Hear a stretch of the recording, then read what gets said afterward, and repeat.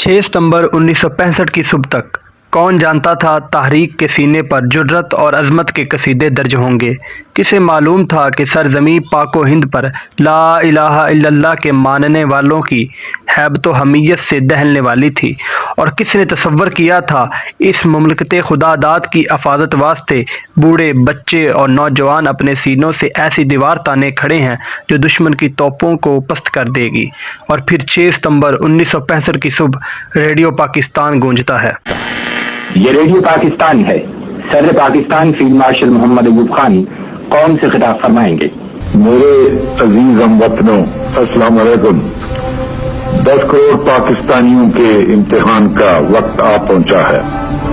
آج صبح سویرے ہندوستانی فوج نے پاکستان کے علاقے پر لاہور کی جانب سے حملہ کیا اور بھارتی ہوائی بیڑے نے وزیر آباد اسٹیشن پر ٹھہری ہوئی ایک مسافر گاڑی کو اپنے بزدلانہ حملے کا نشانہ بنایا۔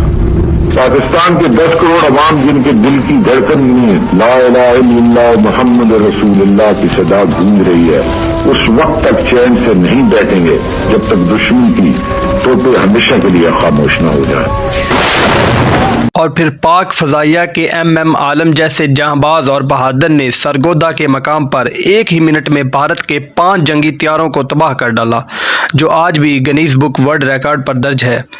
میجر عزیز بھٹی شہید کی قیادت میں پاک فوج کے بہادر جوانوں نے دشمن کے بڑھتے ٹینکوں کے سامنے اپنے سینوں کی فصیل کھڑی کر دی، اور ہمارے نوجوانوں نے اس کا بھرپور مقابلہ کیا، اور اس طرح سے انہوں نے 120 بھارتی ٹینک تباہ کر ڈالے، جس کی خواہش تھی کہ لاہور کی سڑکوں پر ناشتہ کرنے کی لال بہادر شاستری کی خواہش کو نیست و نابود کر دیا۔ 17 روز تک کی اس جنگ کی وجہ سے بھارت اپنے سینکڑوں ٹینکوں اور درجنوں جنگی جہاز سے محروم ہو گیا۔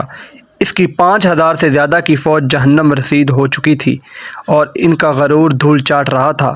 اور پھر واہگہ سے لے کر جام نگر تک، قصور سے لے کر اخنور تک، اور اس طرح سے کئی علاقے اور ہر طرف پاک فوج کے پرچم سرخرو لہرا رہے تھے۔ اس طرح سے یہ عظیم دن ہم کو اپنے جوانوں کی قربانیوں اور آباء و اجداد کی وفاؤں کی یاد دلاتا ہے، اور اس مٹی کا ذرہ ذرہ ان کی قربانیوں کا مقروض ہے جس میں آج ہم ایک آزاد زندگی بسر کر رہے ہیں۔ اور دشمن یاد رکھ لے کہ وطن پاکستان کا ایک ایک سپوت اپنے مادر وطن سے بے انتہا محبت کرتا ہے۔ وہ سرفروش بیٹے ملت کے پاسباں تھے، عرض خدا پہ اپنے ماضی کی داستاں تھے، اہداف میں عدد کے افکار نو تھے شامل، سیلِ بلا کی ضد میں دیوار و در کہاں تھے، جن کے لہو نے لکھی تاریخ بانکپن کی، وہ مادر وطن کے پرعزم نوجواں تھے۔ پاکستان زندہ باد، پاک فوج پائندہ باد۔